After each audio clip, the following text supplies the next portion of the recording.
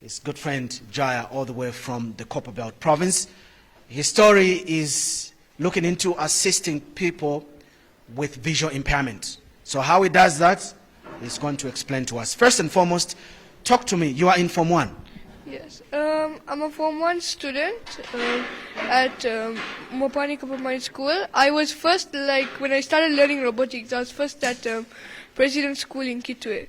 There I actually learned a lot about robotics. We were taken to places like CBU, they exposed us to different things, and President School, they had given me a laptop to use, which had the programming software like Scratch and Arduino IDE. Thus I learned a lot about how to program these robots and how to build them. Great. Who taught you how to program?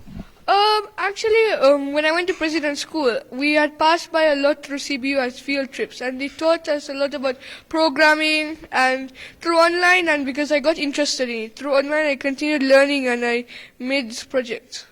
6 points in the offing, I sense already. Tell me, how did you arrive at designing what you have right now in your hands? So, my auntie, she was having a visual impairment. She was going partially blind.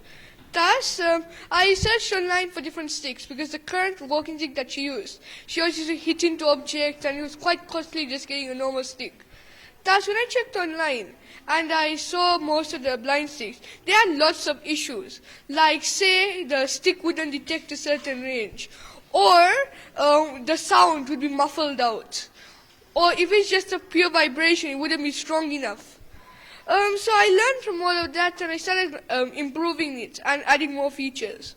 So to this stick, to solve just the sound issue, I've added a vibration motor. And to solve in the dark, blind people are normally hit by cars since the cars can't see the blind person in time. I've added reflectors, I've added a light source to switch on, and I've also added automatic lights, which is able to switch on and off in the dark. I love it. What helped you design what we are looking at right now? I mainly went online, I was scrolling through the internet and I saw things like automatic plant watering cans, which you attach to the plant roots. That's actually where I got the idea for the water sensor at the bottom. So the bottom part senses the water? Yeah, so if your blind person is walking around and he touches water and water enters, it'll start detecting and it'll make a noise to alert the blind person that there's water. Excellent. And it's even better because normally other blind sticks which will use this purpose, they're very rare and quite costly. This is one cheaper.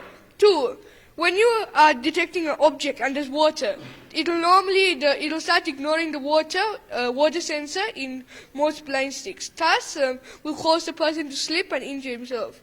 But my blind stick actually uses a method where, since there are two modes of it alerting the person, when they steps in water, since water isn't as important as an object, so when there's an object, it vibrates. When there's water, it makes sound.